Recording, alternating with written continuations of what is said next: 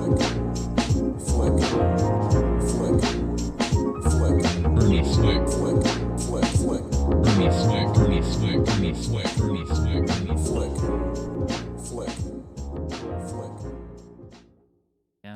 No, she's married to, by the way, to another man who she doesn't love. Yeah. There's a part, right? I know you wanted to say something before. I don't want you to I lose forgot. it. Sorry. Whatever. It doesn't matter. It's fine. There's a part. I'm sorry again about that. Yeah. There's a part about that. You should be sorry. I should be sad, like Charlie. No. There's a part where he's talking about how his mother, his wife, and how his mother and his uncle died, and how he lost his front teeth, right? Yes. In the car accident. And his wife was also put into a coma for 3 weeks. And as you know, it's very sad actually to think about. But you know, later on, she as soon as she came to regain consciousness, she filed for divorce and divorced him. Oh yeah. And yeah. And then she says, and then Susan She Orlean relates to that. She relates to that. She says, like, I would do the same thing. It's like, no, because nobody would judge you. Yeah. And then It's a free pass. It's a free pass. Nobody would judge you for that. Yeah. And then he says, well, I judged her. Mm. And because he was sad. He had just lost, essentially in one small thing, he lost 3 people, 3 extremely important people in his life. Yeah. 3 people that before that happened, he wasn't the scumbag that he sees. Mm. He was just some guy who really loved his plants. He wasn't a scumbag. He just turned himself into one because of these mistakes. Yeah. Because he wasn't the scumbag. Well, he was in fact scummy. Sorry. Yeah. He was in the movie. He's beforehand. He was not. Is what I'm saying. I think he's always been scummy because when he was in the car right before they were pulling out the driveway, he was talking about how they were almost out of debt and his mom was happy for him and they were about to pull out of the driveway. I think his whole story is basically pushing the boulder up the hill just to see it crash down again, and then pushing the boulder back up the hill just to see it crash down again. Because, I mean, his boulder was reaching to the top of the hill when he was in this relationship with, and then obviously he fell back down the hill when he got torn to pieces by a crocodile. Yeah. That's talking about Deus Ex Machina. That's a big part of it there too. Yeah. Do you what did you guys think when he was telling the story about how he was super into fish, and then one day he was just like, I'm not into fish anymore. Fuck fish. And then he was like, I was super into like mirrors, and then I don't do mirrors now. Like, I didn't fully understand what.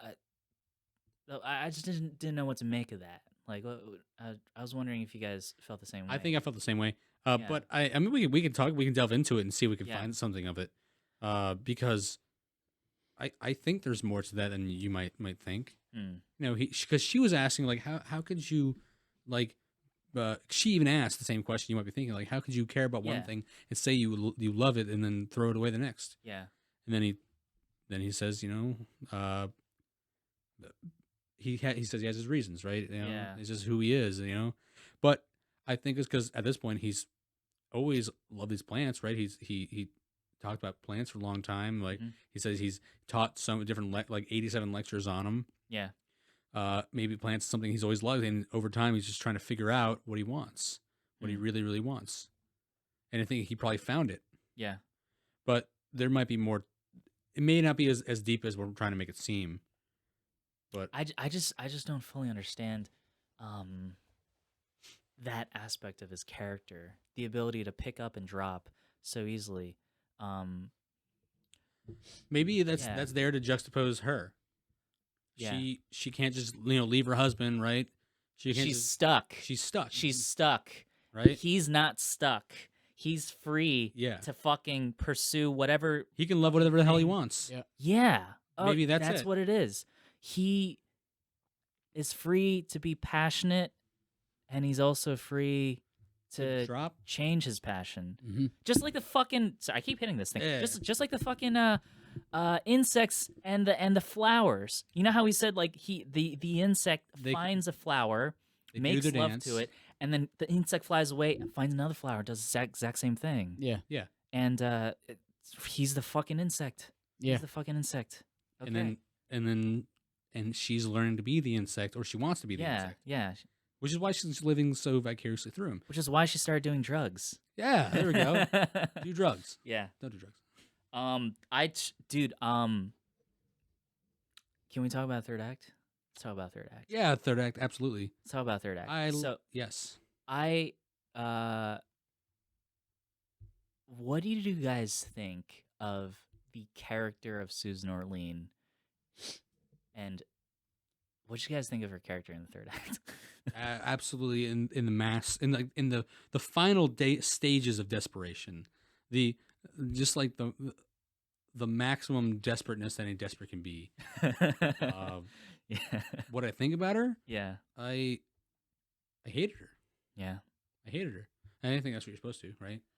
I think with someone, I felt bad. I think someone in her position, I don't really see this too far off what would possibly might actually happen. The first time I watched this movie, when Nicolas Cage gets caught, and then there's that really short moment where like Susan Orlean is just like thinking, and then she has like these bloodshot red eyes, and she's like thinking. She has these druggy eyes, and she's thinking, and then she says, "We have to kill him." And I'm like, "What? Wait, we do? That's the conclusion you came to?" He's gonna. I don't want him writing about this. It's like, I have no idea what's going on. He's lying. Yeah. He doesn't know what's going on. He has no clue what's going on. Like, if somebody wasn't so like, if at this She's point so paranoid. she still cares about that life that she wants to lead. She can't become the insect. She wants to so bad. Yeah. But the thing is, like, how many good things can come of it? Like, imagine you become the insect, and you think this will ruin your career. Oh my god! It would build your career. Oh my god! You know what this is? This is Susan Orlean as Charlie Kaufman. If Charlie Kaufman never learned the lesson. Yeah. Susan Orlean is terrified of her reputation. She's terrified of what other people are gonna think of her. She is terrified of all these things that she's gonna lose from other people. Charlie Kaufman at the end, he learns it's not the love that other people give him, it's the love that he has.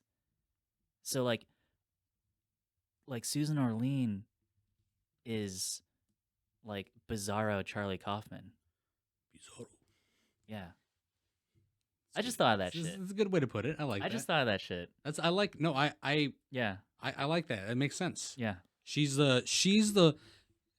the version of himself that he's trying to escape, but he brought himself towards to see, because he had to see it to understand who he had. Imagine Charlie Kaufman fucking snorting matcha tea powder. Matcha tea ghost powder. Yeah. Where would he end up? Yeah. But in the end, I don't think LaRoche maintains his heart of gold, I think, in the end, because he knows Susan's going crazy. Yeah, she's just on drugs at this point. And but due to his love for her, and he has true love for her, he feels compelled to kill these guys, but he doesn't feel good about it, which I guess kind of makes up in a little bit. He keeps on, I'm not a killer, man. Yeah.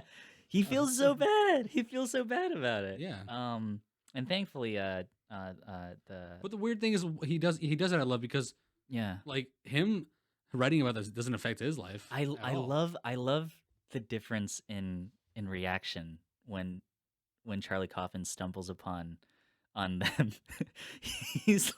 She's all freaking out, trying to figure out how to silence him. And LaRoche is like, "Oh, hey man, who's gonna play me? I think I should play me." Yeah, I love that he's carefreeness. He's a good dude. He's just a little scummy. Yeah. I think he was less scummy 9 years before, when beforehand. Before his life went to shit, with like his wife leaving him, accident, teeth falling out. But again, I think Boulder. Yeah. Oh. The Boulder theory. Yeah, the Boulder theory does hold up. Yeah. how about and so we've pretty much talked about like all the main characters that matter. Yeah. And McKee was a big point of the movie to show McKee. things. McKee was played by what's his name? Oh my god. McKee. Well, that's McKee, dude. McKee is an actual person. That was no. The character who played that wasn't actually McKee. That was not him. Are you sure? Yes. No, I think it is. Are you talking about the guy from Office Space? No. That Ron Livingston? No. We're No. talking about the seminar guy. The creator. Okay, yeah. Brian Cox is his Yeah. name. Oh. Yeah. Okay. Oh, Brian Cox. Oh. Like- Yeah. Okay. Never Well, mind. I'm sure McKee is a real guy. I'm not sure. Okay. Maybe it isn't, but I'm saying Brian Cox, the guy who plays him. I think I just assumed everybody plays everybody in this Oh, movie. yeah. No, Yeah. but Brian Cox's character, he's a big part in helping because Yeah. Donald goes to him to learn how to write, and then Charlie shrugs it off and says, "No, it's a scam. It's bullshit. Yeah. It's You know, like a just- cult. It's for suckers." Yeah. So he gets to his final form of desperation and does it. Yeah. He goes to the seminar and realizes Yeah. something. The biggest thing in there that helps him become who he needs to be. Yeah. Helps him realize like that nothing has to be nothing. Mhm. Like nothing can be nothing. Mm. You can't. He's saying like, what if there's like a movie where there was no issue, there's no really beginning, middle, end, and then Brian Cox, McKee goes apeshit on him. It's like, don't you fucking dare say that there are people who go out of their way every day to harm somebody, to ruin their lives, to make things worse. You can't say there's no such thing as no no issues. Don't you dare waste 2 hours of my time. It's like, don't you waste 2 hours of my life because you don't believe in that stuff. Yeah. And then he sits down and says, okay, thanks. I love that. Because he's like, he doesn't know how to react to a guy. Yeah. Like, this man, Yeah. he gained the courage to ask him a simple question. Oh, but a simple Shit question on with his entire world. and he shits down he shits down his throat. Yes. Because he's like, don't you dare ask me a fucking question Yeah. like that, because he's so right. Yeah. Yeah. These Hollywood movies are You know like what? this because they are realistic in a way. He's right, but I don't think he's that right. Oh, okay. And here's my take on it. So like he says, he gets annoyed with Charlie Kaufman because Charlie Kaufman says, like, oh, like the real world, nothing really happens. The real world is boring. And then he gets all offended. And he's saying like, oh, in the real world, like people cheat on their wives, people kill each other, a child watches his mother get beat on the steps of a church. Like he says all this stuff that probably does happen in the real world, but he says it as if those are the only things that are worth depicting in a movie. You can have something like a peaceful type of conflict of a movie. Yeah. There could be it's like sitcoms do this all the time. Yeah. I understand what he's saying, but he's not entirely right Also- because Sorry. there's- Also, I think Yeah. there's his perspective, Charlie's perspective on what the real world is, because he doesn't go out in the real world very often. Yeah. He gets takeout at a restaurant. Yeah. Very true. Yeah.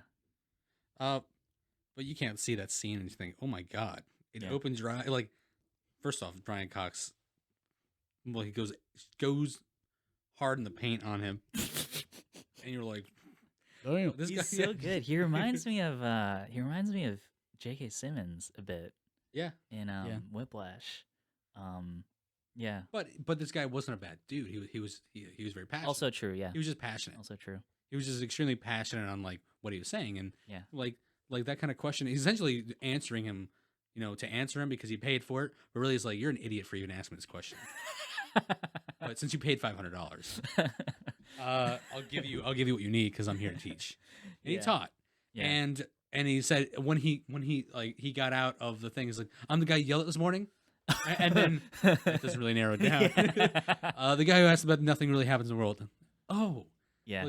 like you kicked me, like in a way that I really needed, and which got him thinking, oh well, you're welcome. And then, Mhm. well, I could sure use a drink, right? And then Yeah. they start talking about like, how should I write this? and then he talks about the third act. And then that's when he also says like, I don't want you to waste my time with to waste their time with 2 hours, and don't you dare put in a fucking Deus Ex Machina. And actually, when I watched that, I had no idea what the fuck that was, because they were talking writer to writer, not to explain to explain to the audience what it is. They're just talking. I do like that, though. I do like that the movie does respect the intelligence of the audience. And I don't know if you guys noticed, but like the McKee's 10 Commandments that Donald puts in his room. The second commandment is respect your audience. True. Yeah. I don't know. I picked that. Thou shalt respect your audience. You should. You should. I think you should really. Obviously, you should be catering. It's entertainment value. You should be catering to your demographic. But if you don't respect the audience, then you're not gonna. You know what's really interesting? I'm veering off topic here. You know what's a little interesting? Christopher Nolan. He both respects and doesn't respect his audience. Why? I would love to know. I noticed that because I watched a video essay recently about Christopher Nolan and like the problems of Tenet, right? So Tenet it does respect the audience because it presents a very complex concept, like this time reversal thing, like going backwards in time, and it tries to present a narrative using that, which is complex, but at the same time, there's so much fucking exposition. They spend so much fucking time explaining it. And, like, that hurts the movie. And Christopher Nolan, he actually does this in Inception, too.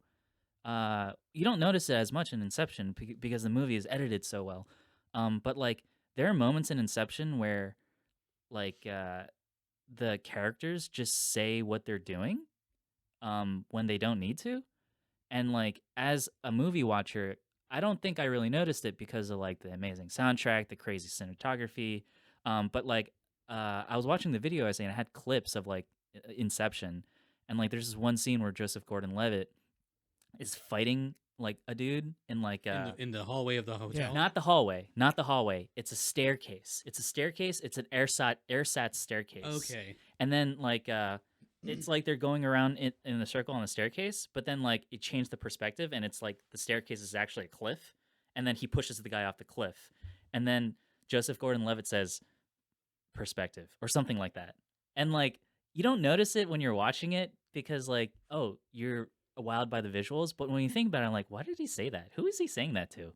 Like is this like James Bond where he kills the dude in the airplane cockpit and he says backseat driver? It's kind of like that. Or every Arnold Schwarzenegger one-liner ever. Yeah, or every Arnold's. It kind of had that. And like when you think about it, like this doesn't really belong in Inception. Inception's supposed to be a smart movie, or doesn't belong in a Nolan film. But Nolan he do be doing that. Like think about Interstellar. Interstellar is amazing, but there's some problems with the dialogue. Like there's some real problems with the dialogue. Is that why I see like so many critics like saying like not super negative things, but other than positive things? Oh, about Interstellar. About Interstellar, yeah. Even though it's like just a freaking an awestruck. It's just the visuals are amazing. I think wonderful. I think as a lover of film, it's easy to get lost in the spectacle, but if your job is to analyze it, of course, yeah. you gotta look at the other stuff too. And when you look at some of the other stuff in Interstellar, it's kind of like, oh, come on, man, you did so great with this other shit. Why couldn't you make this good too? Yeah, a little bit lazy. Yeah. Going a little bit off topic there. No, but we're not really you're off not topic because we're talking about screenwriting, and this is literally audience. adaptation. Yeah. But we know how we talk about this movie is it's meta. Think about it.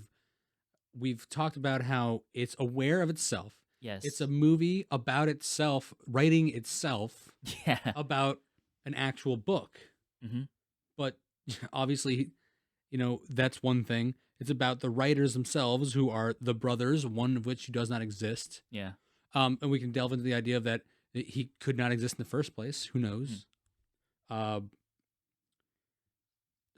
think we could do several podcasts on adaptation. Yeah. Oh my God. What about the song? Imagine me and you. I do. Oh, I think about you day and night. dude, Right? It's only right. when he flies out of the car and he's laying in the road and he's dying, and then Charlie starts singing that to him. First, Donald, his eyes glaze over and then he closes his eyes and you're like, oh my god, he's dead. But then Charlie starts singing that. He opens his eyes a little bit and you're like, oh man, maybe he's not dead. Oh my god. But then no, he just dies again. But then I just thought it was really nice that Donald got to see that. Donald got to see his brother sing that to him. And I just love that. That warms my heart. The fact that it gave Donald closure. The closure he didn't really feel like he needed, but he wanted. Yeah, really bad. He didn't need it, but he deserved it. He deserved. Yeah. Yeah. Donald. Well, if you think of movie characters that you just are really sad about and it's upset to see gone, it's Donald. Yeah. Donald. That should be a list. A list that we should talk about movie characters that you're really upset to see die. Rest in peace. You think Kaufman? You think when Charlie Kaufman passes away, obviously not yet. Yeah. That Donald is also gonna pass away on the same day. He's gonna get that same memorial on the 2 headstones during the Oscars. Oh man, I really, if they should. Hopefully not too soon, really of course, but they should. Yeah. That would be wonderful, but instead of pictures, it's just Nicolas Cage, though.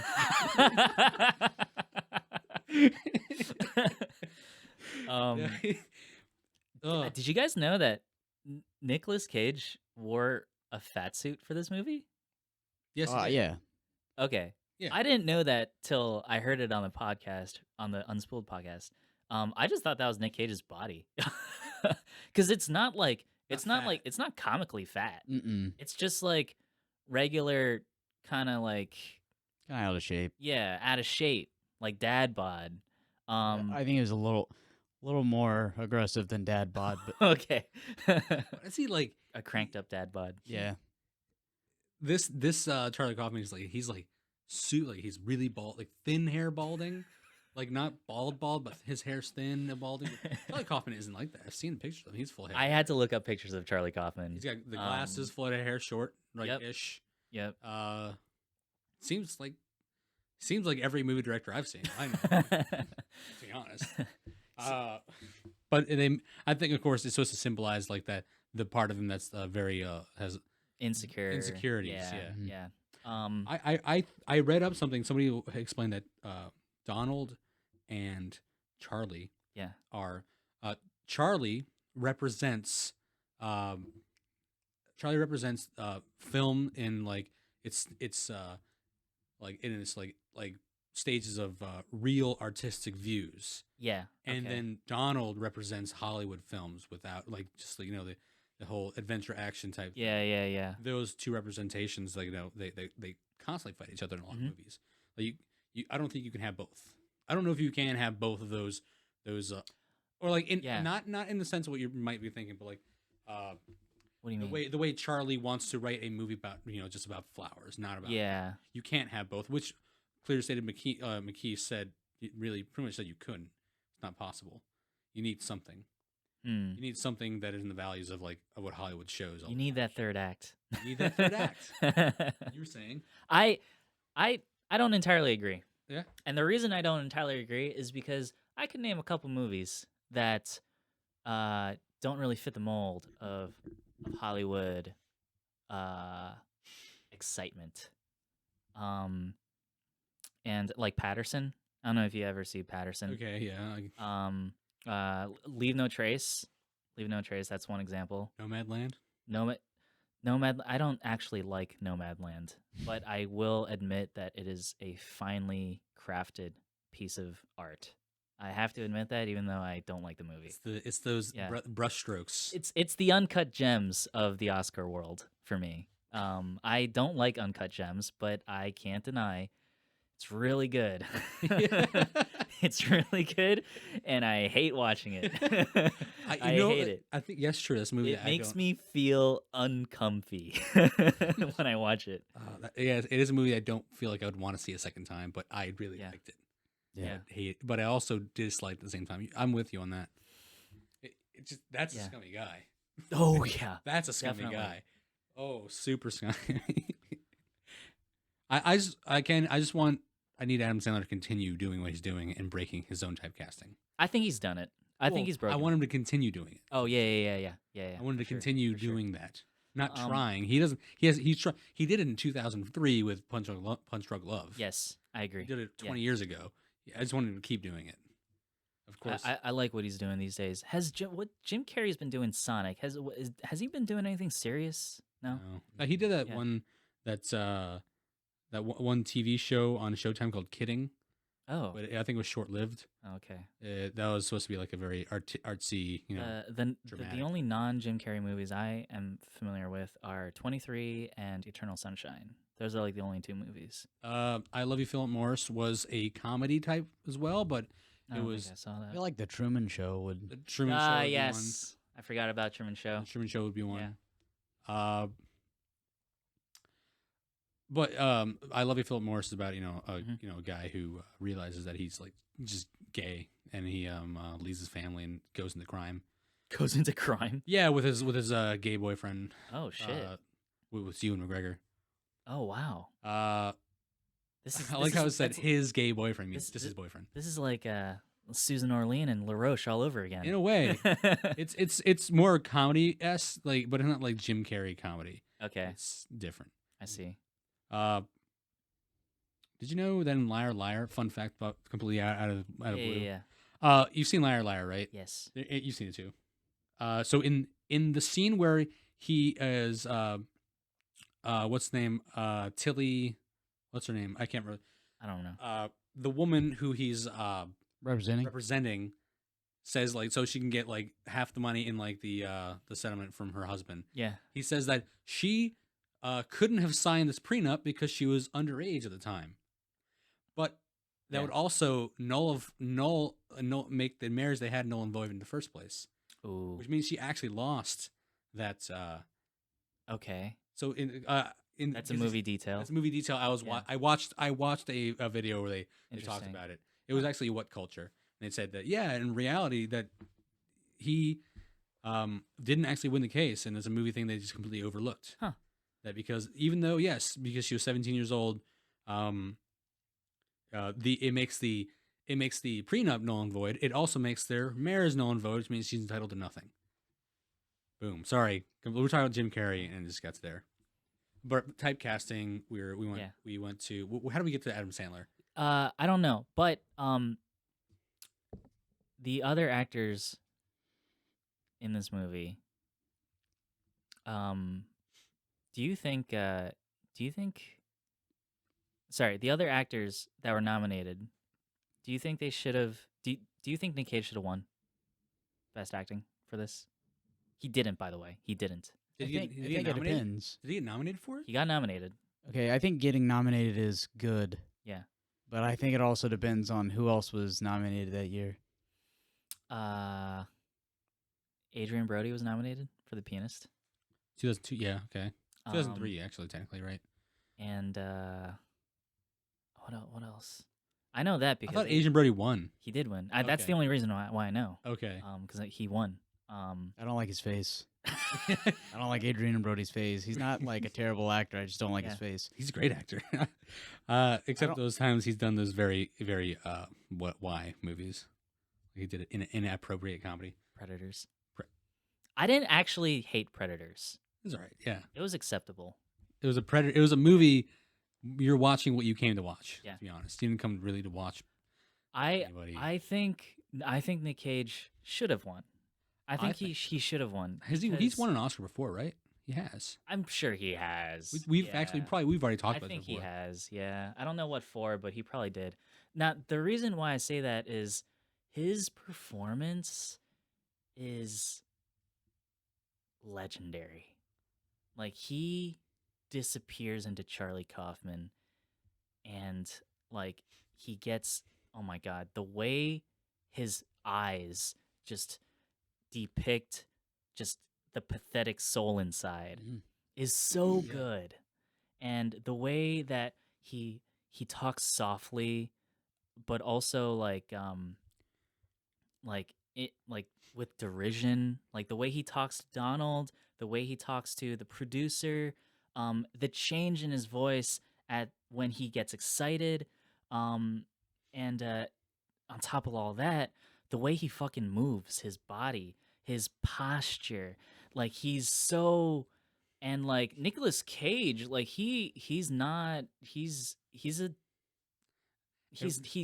statuesque guy. Everything Like everything you're saying right now is exactly what I was thinking. I was laying down on my couch last night. I was like, this guy, this is not Nick Cage. Yeah. This is the character that Nick Cage is playing. yeah. You're right. And And not, not only that, right? he does Donald too. Yes. And Donald is a completely different Kaufman. He is the other Kaufman, not Charlie. Totally not Charlie. Matter of fact, that character is more like Nick Cage, but still nothing like him. Yeah, he has the golden retriever attitude. He's flirty. He's optimistic. But he's also he loves his brother. For Charlie calls him from New York saying, "Hey, can you come here?" And he just says, "Okay," hangs up, and next scene he's there. Like he loves his brother, and He'll drop whatever he's doing. he's able to just convey that like so easily. And at the end, when he's giving that speech about like his high school girlfriend or his high school sweetheart, how he was in love with Sarah Ryder or whatever her name was, and the way he's delivering that speech is so good. And it in the beginning of the movie, Charlie makes fun of the whole idea of like learning a lesson or growing or coming to accept a new truth. He makes fun of that when he's talking to Tilda Swinton, the producer. And I actually think that's the only time Nick Cage comes out. Because like there's this one line he says as he's talking about all the things that he doesn't want the movie to be. He says like, I forget what he says. God damn it.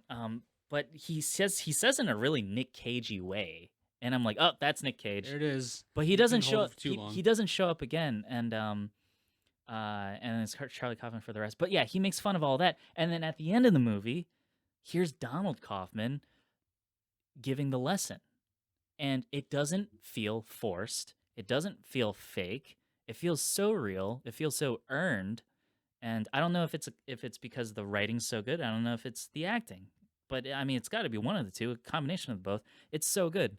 Nick Cage is so good in this movie, and that's so cool. Like he obviously has this range we've seen in Raising Arizona, and we've seen here two very important. Well, there's other obviously in Pig as well, and Mandy, but. I think Pig and Mandy, where it's more Nick Cage. More Nick Cage, but in this case, those first two cases, I guess you'd say, is his ability to be somebody else rather than himself. Yep. But he doesn't have to do it. But we all just love the way he is. He can do it all. Which shows he doesn't have to. He doesn't actually try. Do you think? So these are all like earlier in his career. Do you think it's not possible for him to do that anymore? I think it's 100% possible for him to do that. Yeah. I think it's something like that. I think it's something like that he'll bring. Obviously, not that he went anywhere. He's still here. Bring him back. Yeah, I think really bring him back. But then again, he doesn't need it because people love him for who he is. Mm-hmm. People just love watching Nick Cage. Yeah, I also think a lot of actors go through.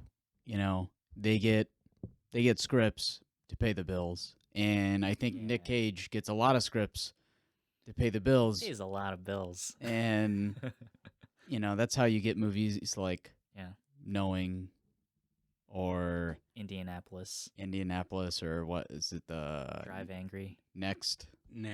Oh, what's Next? Next was a movie about a guy who can see his life, like things that happen to him in the next couple minutes, hours, days, years. Mm-hmm. And he utilizes that to find a nuclear. How is that not? Is that not Knowing? No, Knowing is different. Knowing is he was that astrophysicist or whatever the hell that determines like on this really old 50-year-old piece the end of the world. Not okay. Knowing's terrible. Knowing is terrible. But I think actors just Sometimes they just need to pay the bills, and Nick Cage is a big name, All right. and he pays bills, and I'm sure he can channel adaptation again. Hmm. I don't think that goes away. Maybe he just needs a Charlie Kaufman screenplay to bring it out. Please. Hmm.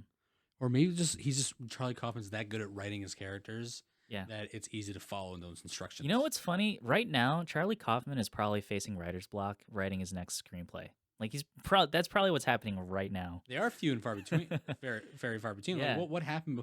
What was his last movie before I'm thinking of ending things? I can't. I don't know.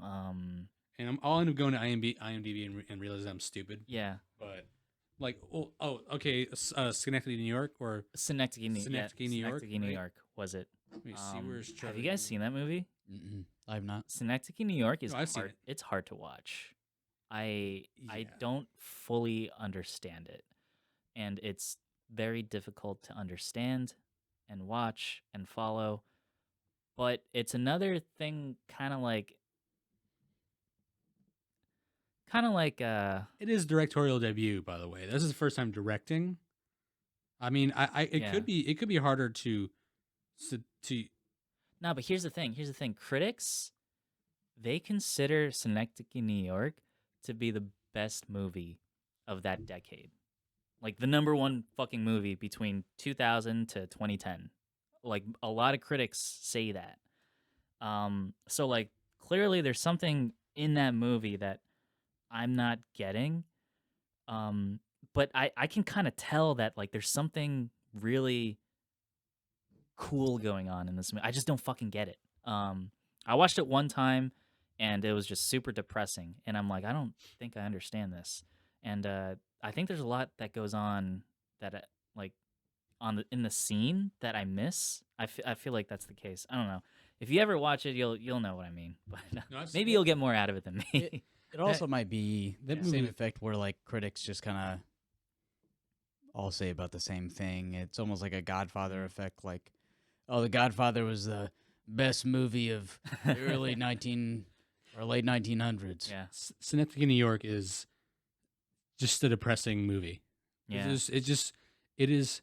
I mean, I still haven't seen Nomadland, like you said. I haven't seen it only because you said it was so depressing. I think Nomadland is easier to watch than Synecdoche, New York, because Synecdoche, New York plays with time.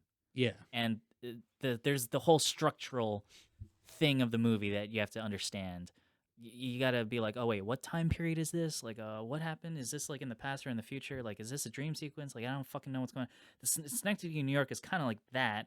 Nomadland's more of a documentary type movie. It's not a documentary, but it has a documentary feeling to it. Kaufman does that a lot in his movies, doesn't he? Kaufman, being John Malkovich, there was a part where surrealism. Surrealism. I mean, that's a huge part, but yeah, the time idea. Yes, where in being John Malkovich, there's a part where 3 to 8 years have passed by, or like a certain amount of time has passed by. I think in Synecdoche, New York, it's an entire lifetime. His entire lifetime. Yeah, that so he ends up creating an entire island of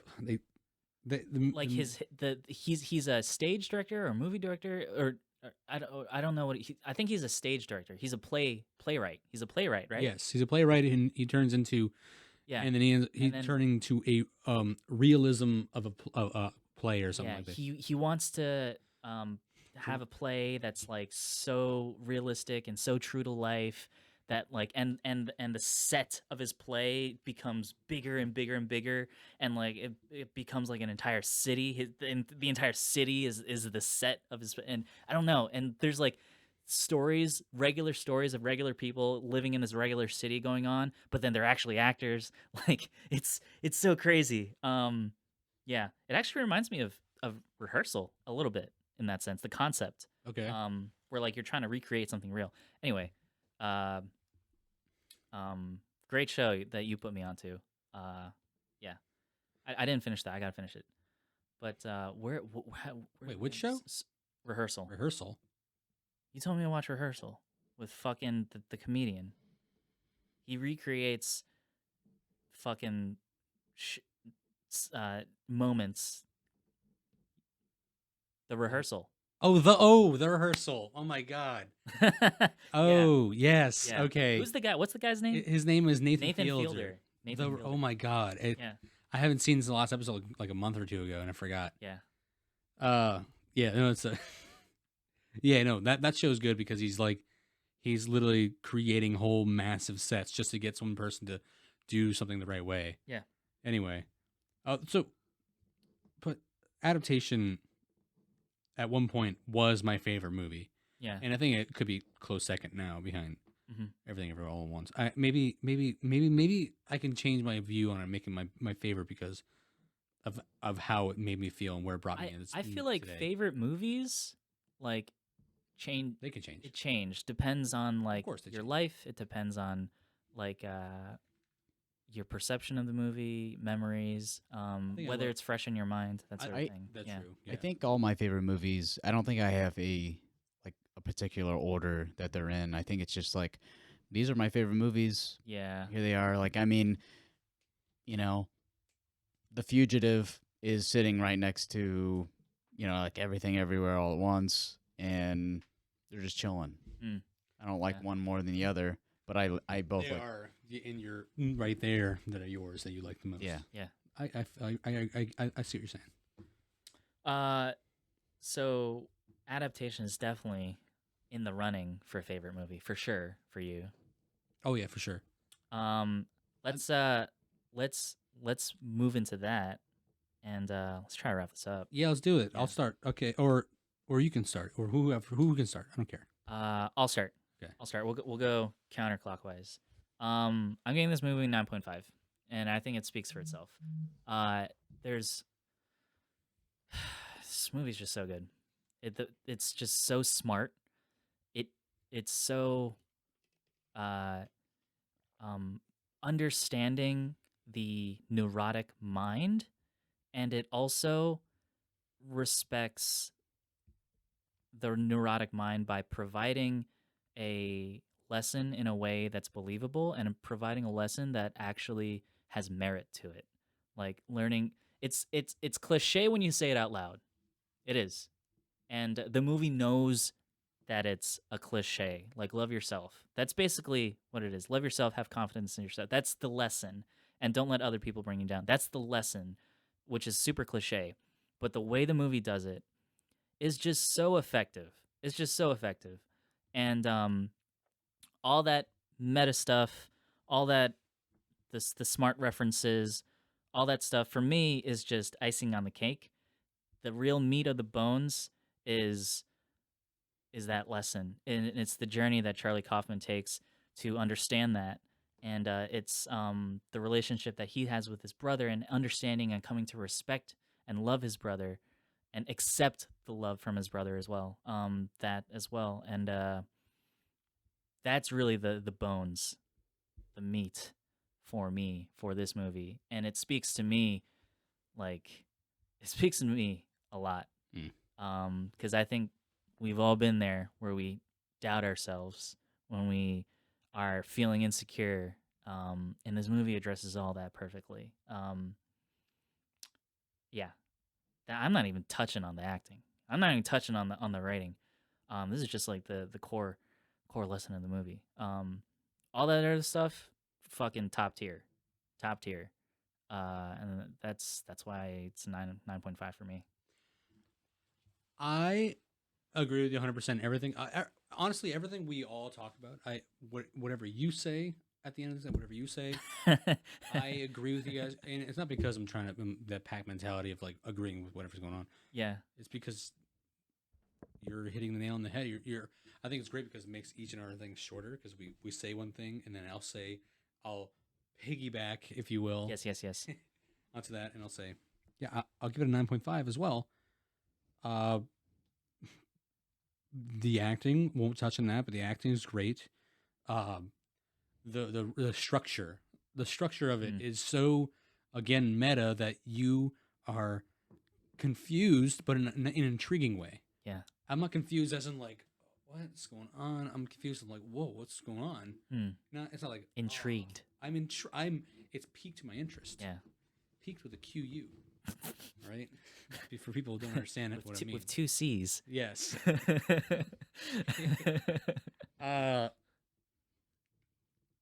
What was it saying? Oh my god. The story, the structure, the the overall meaning to it is almost poetic. Like it must be in its own right. The fact that this movie is what started me into loving movies as who would I be right now? Like sometimes I think about movies is all I have. Like I have a lot. I'm doing well and I love my life. I do. You'd probably be like LaRoe. I'd be like LaRoe, right? Yeah. Some scumbag with no teeth. I selling porn. Right, yeah, selling porn. Oh, this girl's not bad. What Donald says. He's like, hey, she's not bad. Damn. There's so much more to it. The fact that this made me what I want, made me who I wanted to be, and it made me just even want to be in film, be part of film in general. It's huge. It's huge. There's it brings you in, and this is also before I even had a really big like understanding of who Nick Cage is. Yeah. Anyway, all these reasons, and I'm picking back off what you're saying. I give it 9.5. I love this movie now, and I will watch it again in another 5 years because I don't, like we talked about before, we don't want to take that interest away, and I want to feel something again every single time. Every single time I watch the movie, or anything that was Charlie Kaufman, anything from Spike Jonze as well, that directing. Yeah. We're not even giving Spike Jonze as much credit. We didn't even talk about Spike Jonze at all. We did. We did talk about him. I mean, a little bit. It's just, again, sliver. We didn't realize. Again, directors should get a big slice of the cake here. It's really interesting that Charlie Kaufman's as a screenwriter, his work shadows. Yeah, he just overtakes everything. You don't see Nick Cage, you see Charlie Kaufman. You don't see Spike Jonze. This is Charlie Kaufman work. His stamp is on every facet of this movie, and I just think that's really interesting. How many screenwriters can attest to that? I can't even name 5 screenwriters. I can maybe name 3. Charlie Kaufman being one of them. I think. Yeah. I'm sorry, we'll finish here, but since we're still talking about that. Charlie Kaufman and Spike Jonze just keep making movies together. I think that Spike Jonze should just be the director for Charlie Kaufman because I liked I'm Thinking of Ending Things, and it's essentially the same, not the same as, but it's it has the same feel to all the other movies he's written. Yeah. But Spike Jonze does it. He also does a really good job. Oh my god, we could talk about that. I could actually talk about that for another 20 minutes, but yeah. Maybe we pick next time you pick another Spike Jonze movie. Anyway, 9.5 for me, 9.5 for you. Yeah, Jonah, take it away. It's a 9.5 across the board, boys. I don't have to run the calculator. So, like I said, everyone's got that handful. Yeah, this is going in there. It's going next to my tops, which is weird because I've definitely seen this movie in bargain bins, and I'm like, it looked interesting because the cover of the movie is Nicolas Cage with a boy. He looks like he's tipped over a potted plant or something, and didn't think much of it. Yeah, Adaptation. Okay, shuffle through to the bottom and see if I can find something else. The title's not very interesting when you think about it. Yeah. Not until you understand what's going on. Mm-hmm. What I really wish I would have found this movie sooner, because I remember how impressed I was with Being John Malkovich, and when my dad introduced me to that, it was what an interesting concept for a movie. Yeah, to be so gripping. Yeah, to be to literally just be John Malkovich. Some guy walks into a room and you're John Malkovich.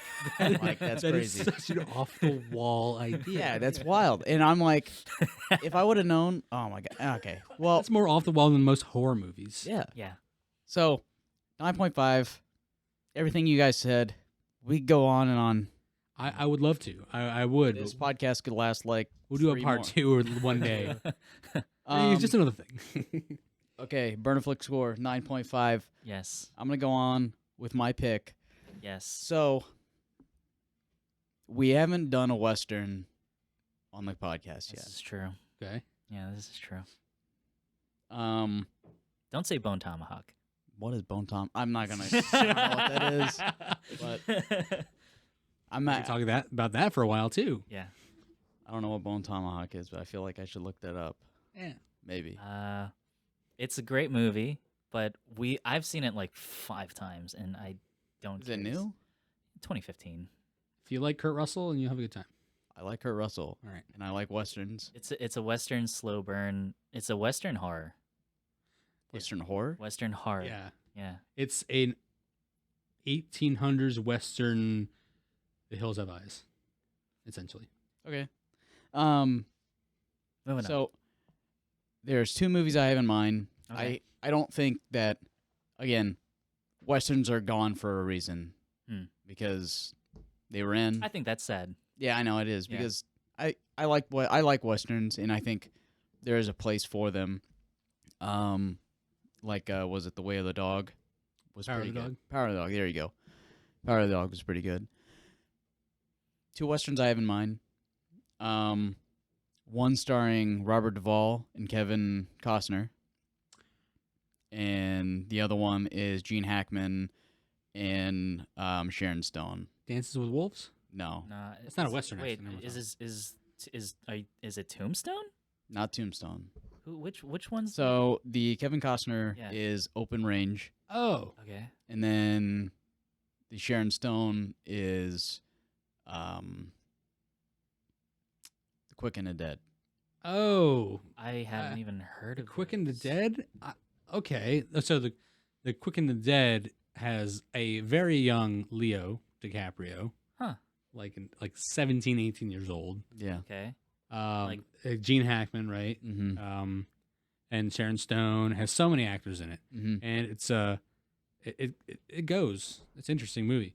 And then Open Range is relatively That's old. the one with Robert Duvall. I'm trying to think what Robert Duvall's face. I thought I knew what his face looked like, but maybe not. Okay, never mind. You seen The Judge with Robert Downey Jr.? Yeah. Okay. His That's father in The Judge. Just- Robert Duvall. Okay. Don't think of the judge when you see Robert Duvall in this don't movie, think though. of it, yeah.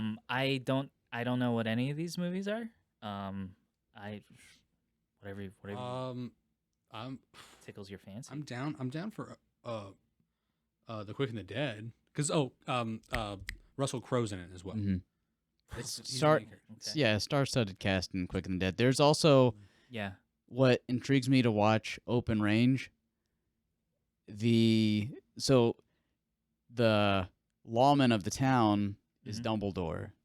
Which Dumbledore? OG Dumbledore. OG Dumbledore. Oh. Okay. And he's like just a dickhead in this movie. All right. Just the worst guy. And also Yeah. Cassian Andor, he's in this. Really? Small role. Diego very small role. Luna? I think it's him. Luna? It is Diego Luna. Yeah. I am watching it. I'm past episode 3 now. Good. Yeah. I still haven't finished The Quick and the Dead. Uh-huh. It's not because I didn't watch because I didn't want to watch or I was bored by it.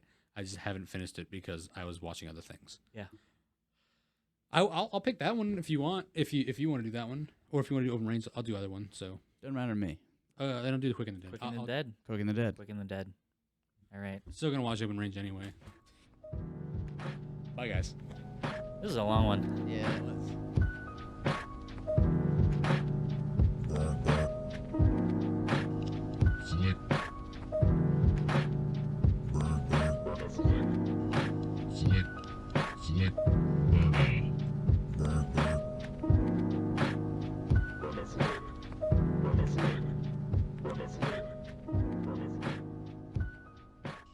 Slick.